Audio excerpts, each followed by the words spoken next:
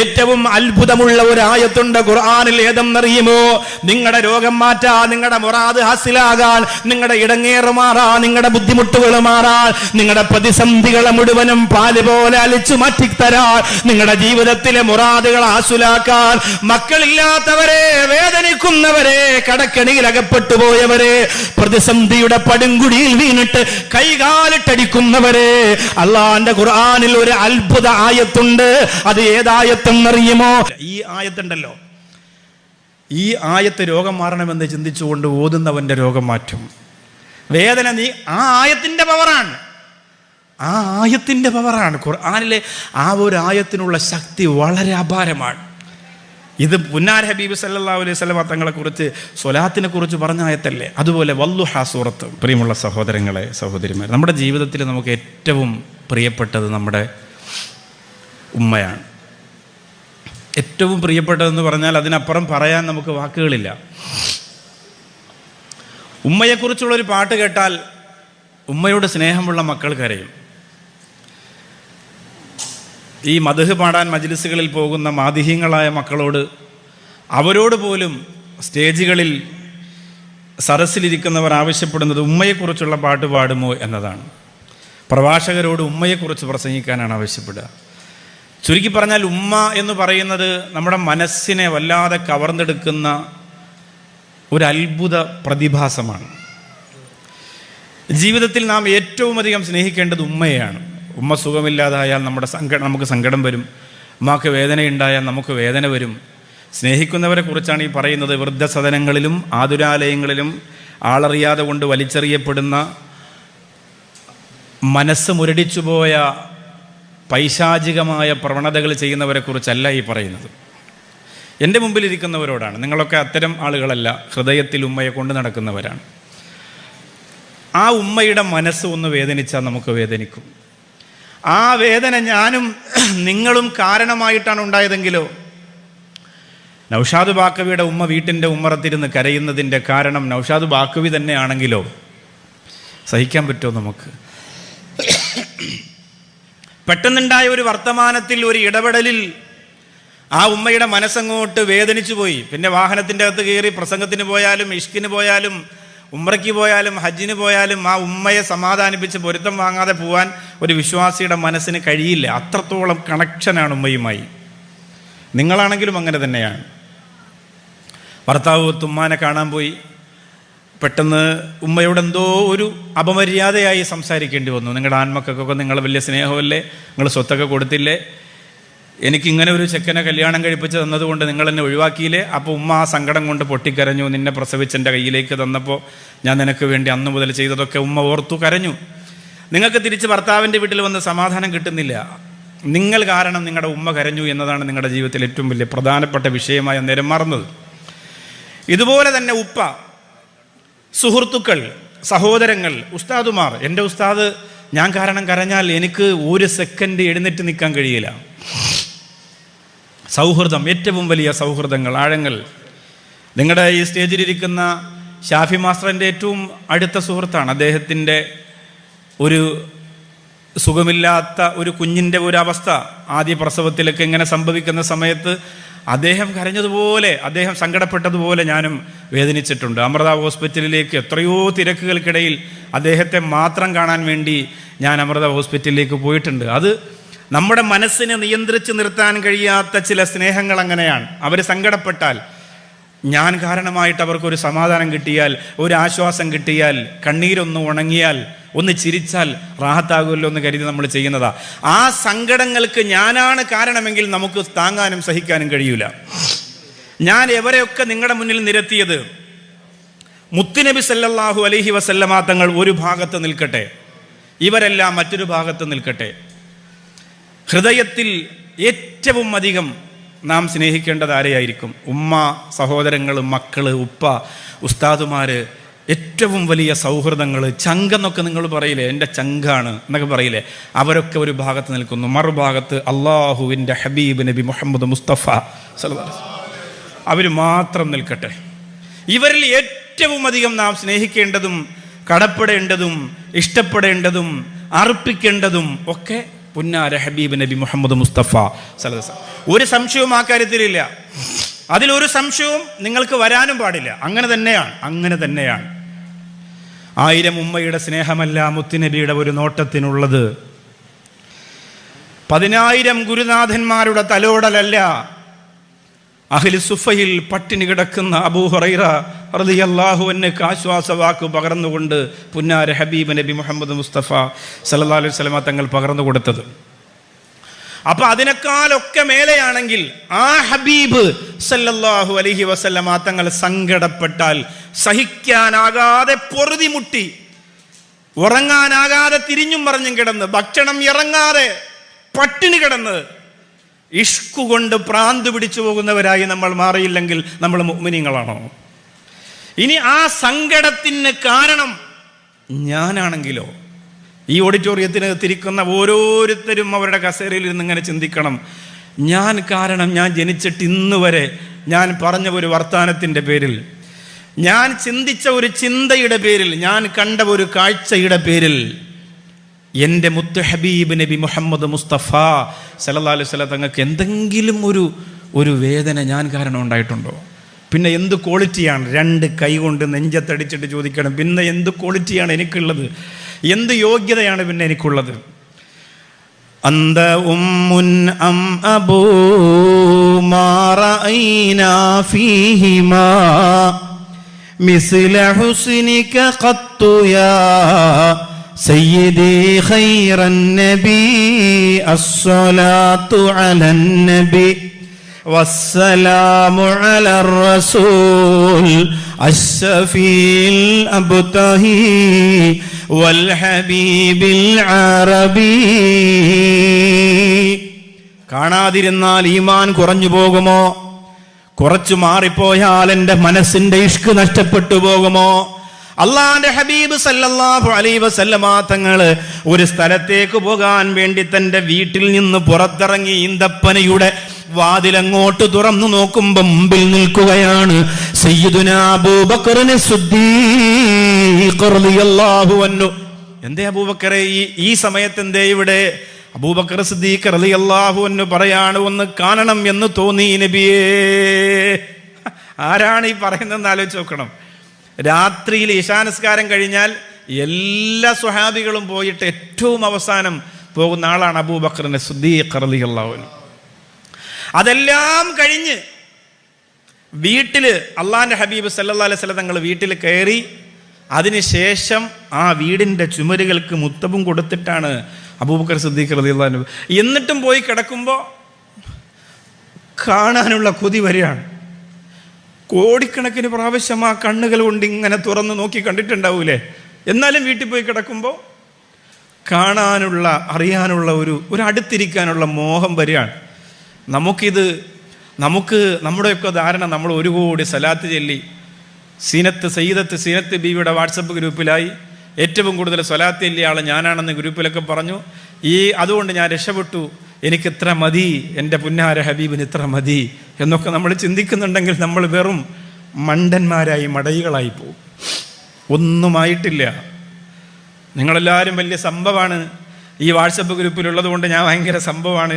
1 മാസം കൂടി ഈ സലാത്ത് ചൊല്ലി കഴിഞ്ഞാൽ ഞാൻ സയ്യിദത്ത് സീനാ ബീവിയെക്കാളും വലിയ ആളാവും എന്നൊക്കെ ചില ധാരണകൾ ചില താത്തമാർക്കുണ്ടാവും. ഞാനിത് പറയുന്നത് സ്ത്രീകൾ സ്വാഭാവികമായും അങ്ങനെ ചിന്തിക്കുന്നവരാണ്. ഞാൻ ചൊല്ലുന്നതും ഞാൻ പറയുന്നതും ഞാൻ അറിയുന്നതും ഒക്കെ കുറച്ച് ആളുകൾ അറിയണം എന്ന് പുരുഷന്മാരെക്കാൾ കൂടുതൽ, പുരുഷന്മാർക്ക് അങ്ങനെ ആഗ്രഹമുണ്ട്, ഇല്ലന്നല്ല, അതിനേക്കാൾ 1 പടി കൂടുതൽ ചിന്തിക്കുന്ന ഒരു മനസ്സാണ് സഹോദരിമാർക്കുള്ളത്.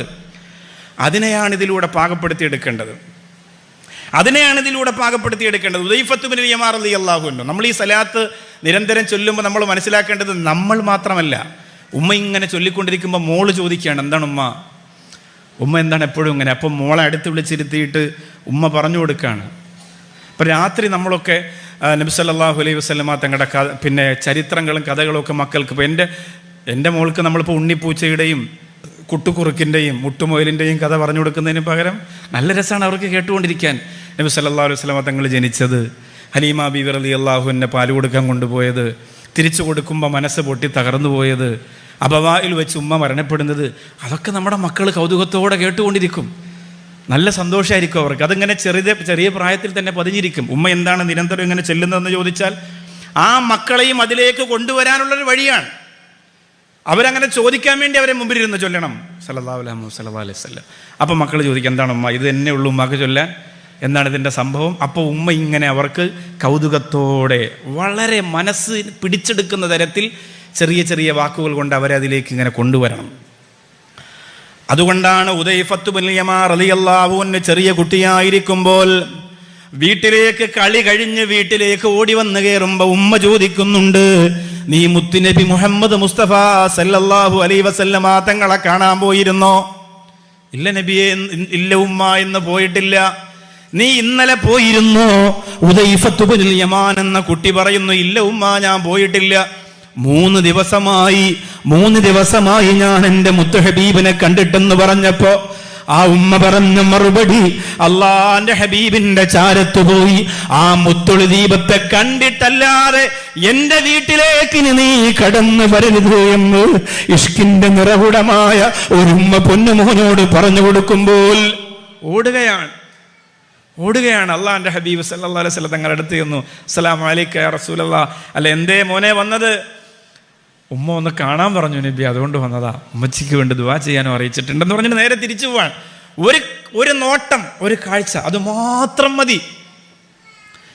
ഇതിനാണ് നിങ്ങൾ കാരണം നിങ്ങളുടെ പെമ്മക്കൾ മുത്തുനബിയെ സ്വപ്നം കാണണം.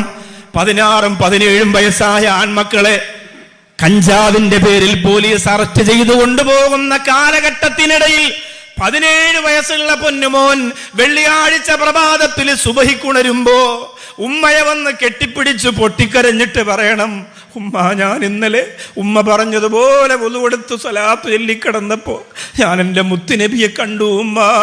അങ്ങനെ പറയണം. ഇല്ലെങ്കിൽ നിങ്ങൾ ഈ സ്വലാത്തിലും ഈ ഗ്രൂപ്പിലും നടത്തണ്ടാവൂല.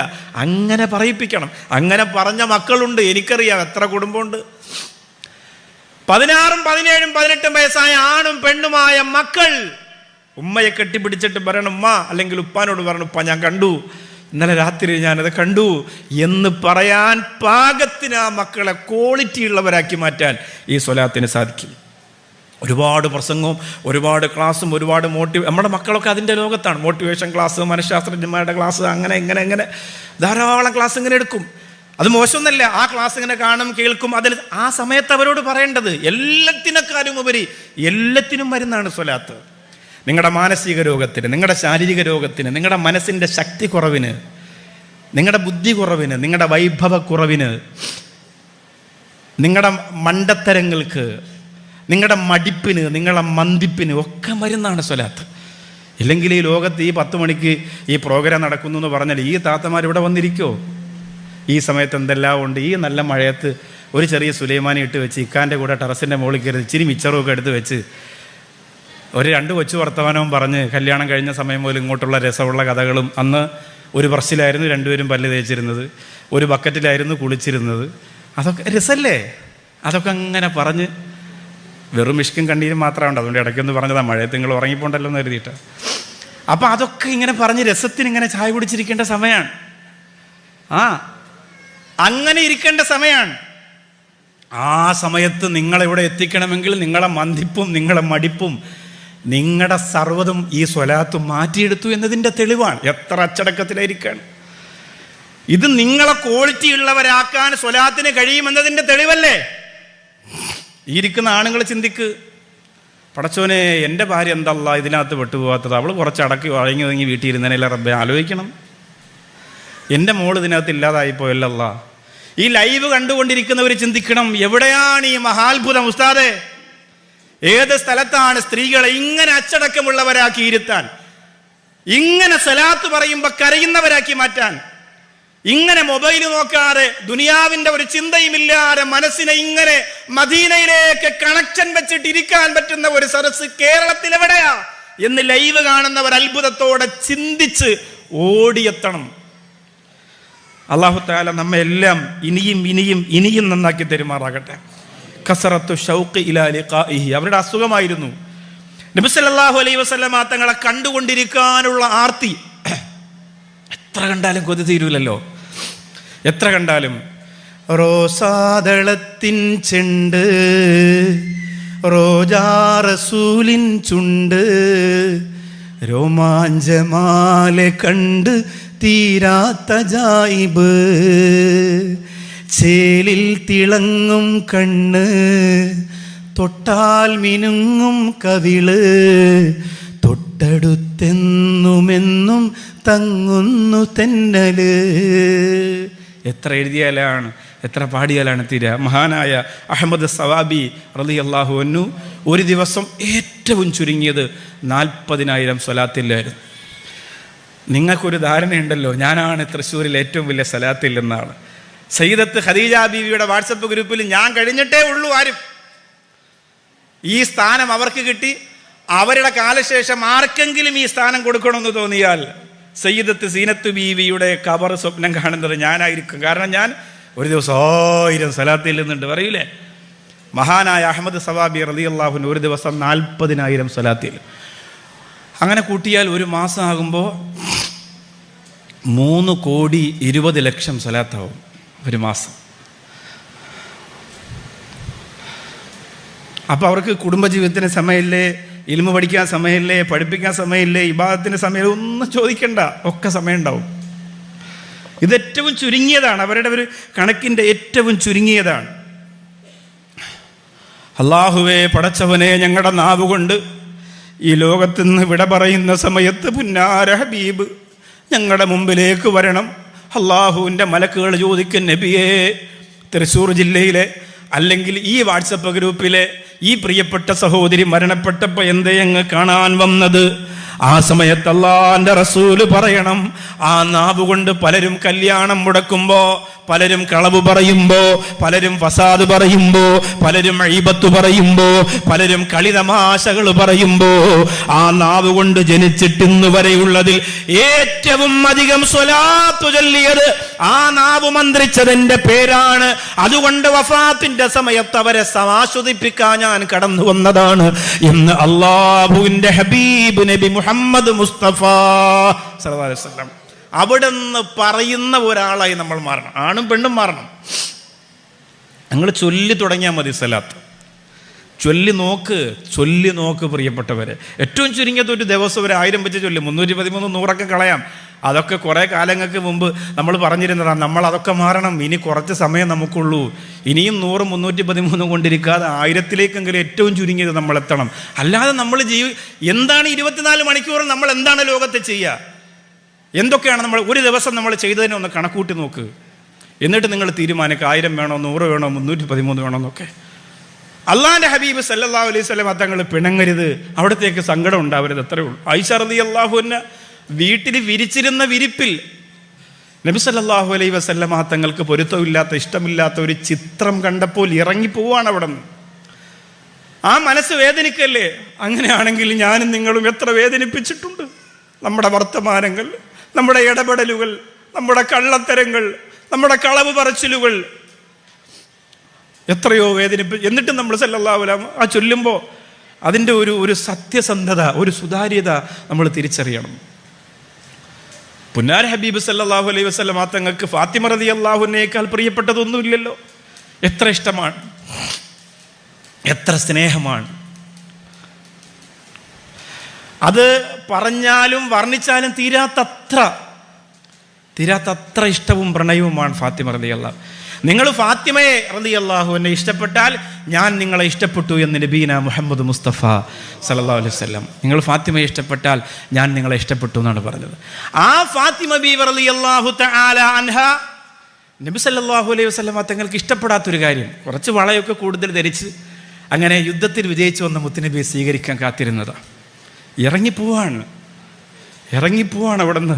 വേറൊന്നും, എൻ്റെ മോള് കരയൂലേ, എൻ്റെ മോള് സങ്കടപ്പെടൂലേ, എൻ്റെ മോളെ മനസ്സ് പൊട്ടൂലേ, ഒന്നും ചിന്തിക്കുന്നില്ല. ഒക്കെ അറിയാം, അള്ളാന്റെ റസൂൽ അതൊക്കെ ഉണ്ടാവുമെന്നറിയാം. പക്ഷെ ഇറങ്ങിപ്പോവാണ്.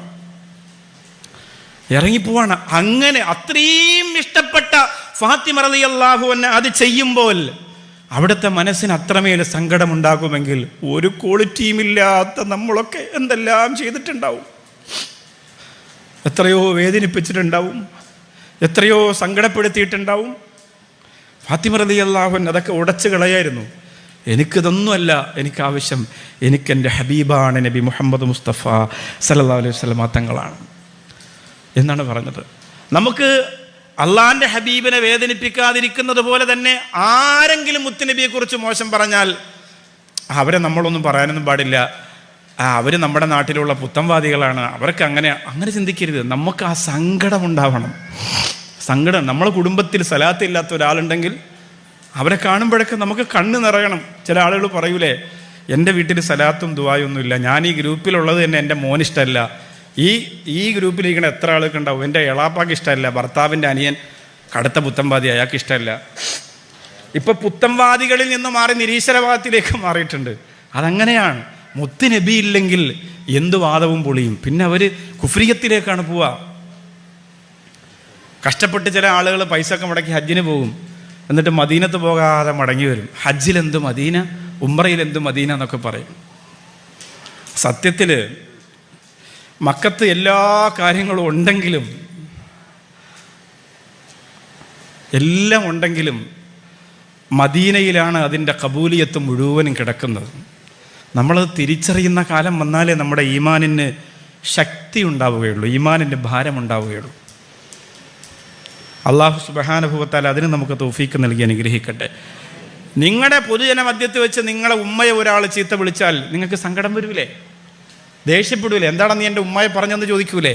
മുത്തുനബിയുടെ ഉമ്മ നമ്മുടെ ഈ സലാത്തൊക്കെ ചൊല്ലി മക്കളെ ഇതിലേക്ക് ചേർക്കണമെന്ന് പറയാൻ കാരണം ഇനി വരുന്ന തലമുറയൊക്കെ പച്ചയ്ക്ക് പറയാൻ പോകുന്നത് നബിയുടെ ഉമ്മ നരകത്തിലാ, നബിയുടെ വാപ്പ നരകത്തിലാന്നൊക്കെയാണ്. അള്ളാഹു നമ്മെ കാത്തുരക്ഷിക്കട്ടെ. ആ കൂട്ടത്തിൽ നിങ്ങളെ മക്കൾ പെടാൻ പാടില്ല, അതിൽ നിങ്ങളുടെ മക്കൾ പെടാൻ പാടില്ല. എൻ്റെ മരണപ്പെട്ടു പോയ മുസ്താഖ് അഹമ്മദ് എന്ന മോൻ ഒരിക്കൽ എന്നോട് പറഞ്ഞതാണ്. അത് ഈ മദ്രസയിൽ അന്ന് ഉച്ചയ്ക്ക് ഭക്ഷണം കൊടുത്തിരുന്നു. ആരോ മരണപ്പെട്ടിട്ട് അവരുടെ വീട്ടിൽ പിന്നെ ദുആയൊക്കെ നടന്നപ്പോൾ മദ്രസയുടെ കുട്ടികൾക്ക് അന്നൊരു പൊതിച്ചോറ് ഇങ്ങനെ പൊതിഞ്ഞ് ഭക്ഷണം കൊടുത്തിരുന്നു.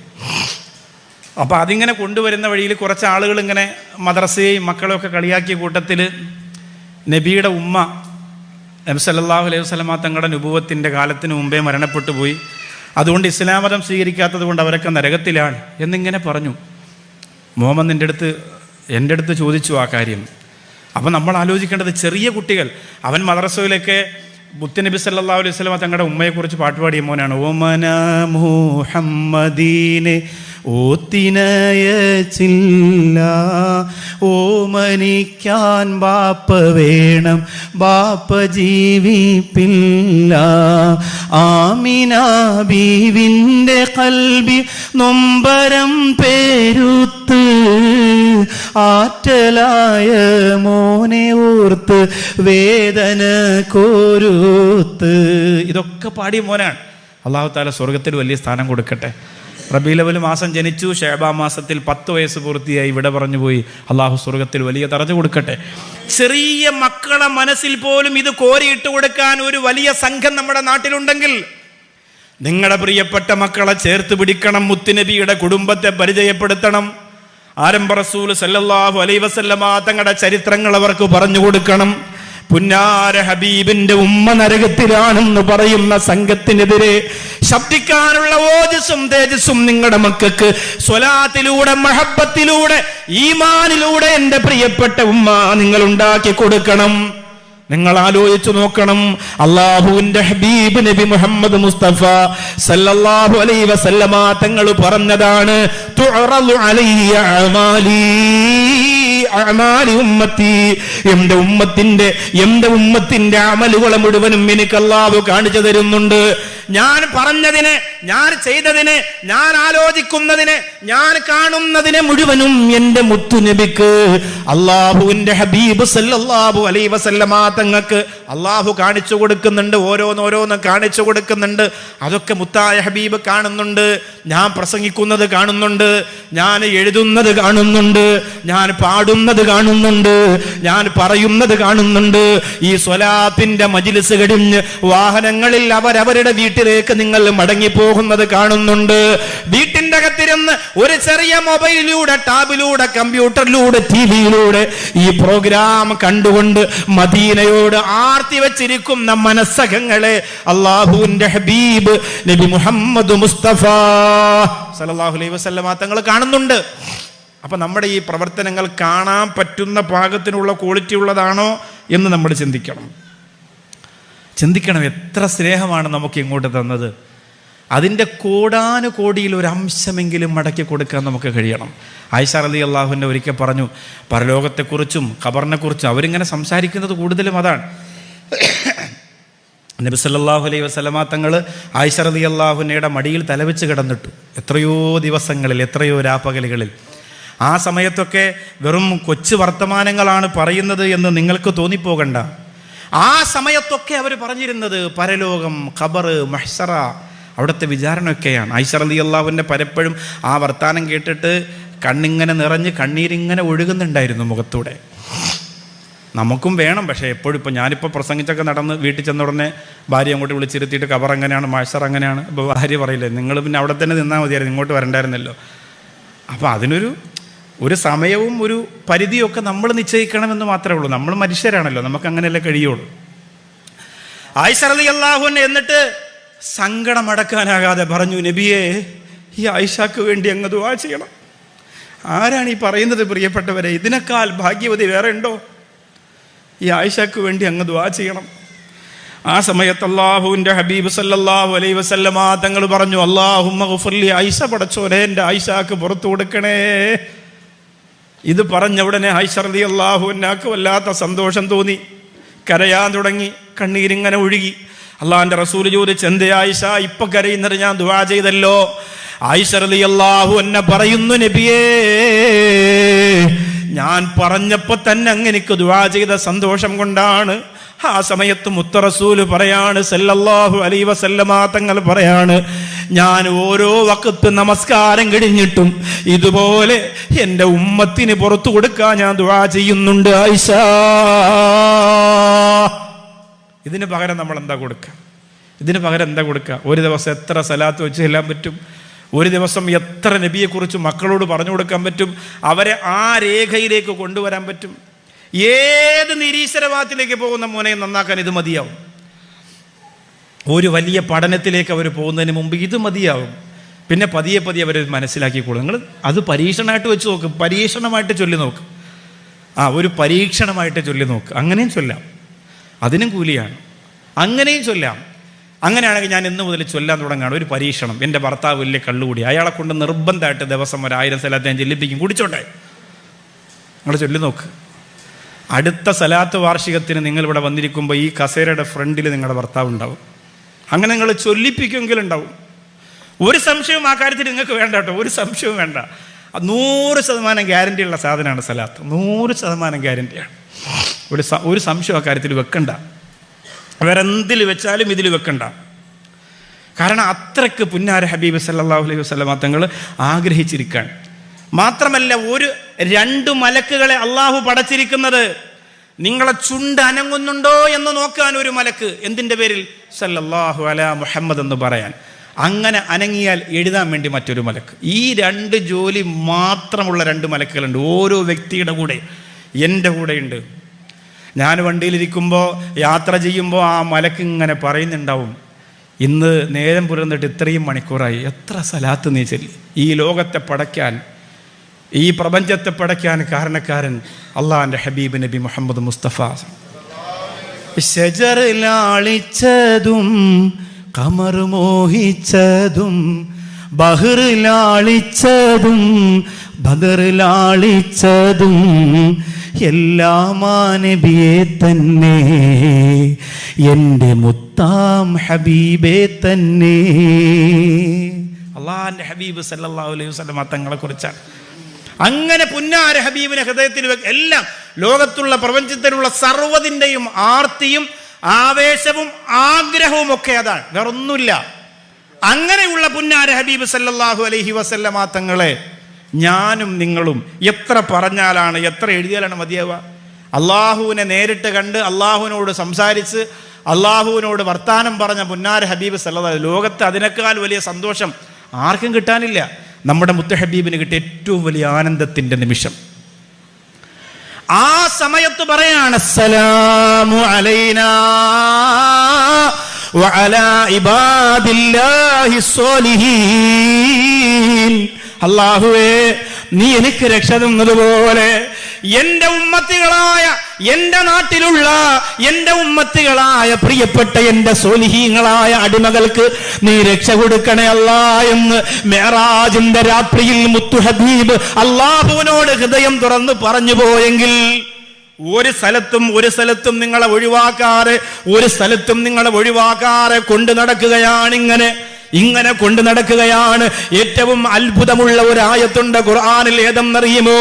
നിങ്ങളുടെ രോഗം മാറ്റാൻ, നിങ്ങളുടെ മുറാദ് ഹാസിലാകാൻ, നിങ്ങളുടെ ഇടങ്ങേറ് മാറാൻ, നിങ്ങളുടെ ബുദ്ധിമുട്ടുകൾ മാറാൻ, നിങ്ങളുടെ പ്രതിസന്ധികളെ മുഴുവനും പാല് പോലെ അലിച്ചു മാറ്റിത്തരാൻ, നിങ്ങളുടെ ജീവിതത്തിലെ മുറാദുകൾ ഹാസിലാക്കാൻ, മക്കളില്ലാത്തവരെ, വേദനിക്കുന്നവരെ, കടക്കണിയിൽ അകപ്പെട്ടു പോയവരെ, പ്രതിസന്ധിയുടെ പടുങ്കുടിയിൽ വീണിട്ട് കൈകാലിട്ടടിക്കുന്നവരെ, അല്ലാഹുവിന്റെ ഖുർആനിൽ ഒരു അത്ഭുത ആയത്തുണ്ട്. അത് ഏതായത്തെന്നറിയുമോ? ഇന്നല്ലാഹ വമലായികതഹു യുസല്ലൂന അലൻ നബിയ്യ യാ അയ്യുഹല്ലദീന ആമനൂ സല്ലൂ അലൈഹി വസല്ലിമൂ തസ്ലീമാ. ഞാനും മലക്കുകളും അള്ളാന്റെ ഹബീബിന്റെ പേരിൽ അള്ളാഹ് പറയാൻ സ്വലാത്ത് ചെല്ലുന്നുണ്ട്, വിശ്വാസികളെ നിങ്ങളും ചൊല്ല. ഈ ആയത്തുണ്ടല്ലോ, ഈ ആയത്ത് രോഗം മാറണമെന്ന് ചിന്തിച്ചുകൊണ്ട് ഓതുന്നവന്റെ രോഗം മാറ്റും. വേദന നീ ആ ആയത്തിന്റെ പവറാണ്. ഖുർആനിലെ ആ ഒരു ആയത്തിനുള്ള ശക്തി വളരെ അപാരമാണ്. ഇത് പുന്നാർ ഹബീബ് സല്ലല്ലാഹു അലൈഹി വസല്ലം തങ്ങളെ കുറിച്ച്, സ്വലാത്തിനെ കുറിച്ച് പറഞ്ഞ ആയത്തല്ലേ. അതുപോലെ വല്ലുഹാ സൂറത്ത്, ആ സൂറത്തിന് ഇത്രയും പ്രത്യേകത വരാനുള്ള കാരണം ആ സൂറത്തിന്റെ സാഹചര്യം തിരിച്ചറിയുമ്പോഴാണ്. ഒരാൾ രാവിലെ പന്നിത്തടത്ത് തൃശ്ശൂര് കേച്ചേരിയിൽ കട തുറക്കുകയാണ്, കച്ചവടമൊന്നുമില്ല. അയാൾ രാവിലെ തുറന്ന് കയറി ഉടനെ ബിസ്മില്ലാഹിർ റഹ്മാനിർ റഹീം വല്ലുഹാ വല്ലൈലി ഇദാ സജ ഒരു 3 പ്രാവശ്യം ഓതാണ്. കുറച്ച് ദിവസം ഓതി നോക്ക്. എന്തേ നബിയെ ജിബ്രീൽ പിണങ്ങിപ്പോയോ? അല്ല പിണങ്ങിപ്പോയോ? ഇപ്പൊ ആയത്തുകളൊന്നും ഇറങ്ങുന്നില്ലല്ലോ എന്ന് ചോദിച്ചപ്പോ അറിയാതെ ഒരു സങ്കടം മനസ്സിന്റെ അകത്ത് വന്നുപോയി. ശരിയാണല്ലോ പടച്ചോനെ, ജിബ്രീൽ വന്നിട്ട് കുറച്ച് ദിവസമായല്ലോ. അങ്ങനെ സങ്കടപ്പെടുന്ന മുത്തു ഹബീബിനെ അല്ലാഹ്ക്ക് കണ്ടിരിക്കാൻ കഴിയാത്തത് കൊണ്ട് വല്ലുഹാ വല്ലൈലി ഇദാ സജാ മാ വദ്ദഅക റബ്ബുക വമാ ഖലാ. നബിയേ ഒഴിവാക്കിയിട്ടില്ല റസൂലെ. ഉമ്മ കുഞ്ഞിനെ ചേർത്ത് പിടിക്കുന്ന പോലെ അള്ളാഹു മുത്തുനബിയെ ചേർത്ത് പിടിച്ച സൂറത്താണ് സൂറത്തുൽ വഹ. അത് ഓതുന്നവർക്ക് സാധാരണ സൂറത്തുകൾ ഓതുന്നതിനേക്കാളുള്ള പദവിയും ശ്രേഷ്ഠതയുമാണ് അള്ളാഹു ഓഫർ ചെയ്യുന്നത്. എന്തുകൊണ്ടാണ്? ആ സൂറത്തിൻ്റെ സാഹചര്യം അങ്ങനെയാണ്, ആ സൂറത്തിൻ്റെ അന്തരീക്ഷം അങ്ങനെയാണ്. നിങ്ങൾ ആലോചിക്കണം, നിങ്ങൾ ഇതിലല്ലെങ്കിൽ നിങ്ങൾ എന്താകുമായിരുന്നു? ഇങ്ങനെ ഒരു വാട്സപ്പ് ഗ്രൂപ്പിൽ നിങ്ങൾ പെട്ടില്ല. ഇതുവരെ നിങ്ങൾ ഇതിൽ വന്നതിന് ശേഷം ചെയ്ത ഒന്നും നിങ്ങൾ ആ സമയത്ത് ചെയ്യുന്നുണ്ടാവില്ല. ഇതുപോലെ എവിടെയെങ്കിലും പ്രസംഗം കേൾക്കാൻ പോവും, ബക്കറ്റ് കൊണ്ടുവരുമ്പോൾ ചെറിയ പൈസ അതിനകത്തിടും. അങ്ങനെ പിന്നെ സ്വർണ്ണമൊന്നും ഇട്ടുകൊണ്ട് പ്രസംഗം കേൾക്കാൻ പോകില്ല. അതിപ്പോൾ നേരത്തെ പ്രത്യേകിച്ച് അങ്ങളൊക്കെ വരണമെന്ന് പറഞ്ഞാൽ എന്തായാലും ഭർത്താവൊക്കെ ഊരി വെച്ചിട്ട് പോകും. അതുകൊണ്ട് ഇപ്പോഴത്തെ പ്രസംഗ സദസ്സുകൾ പുതിയ ഒരു സ്വർണ്ണപ്പിരിവാണ്. എന്താണെന്നറിയോ?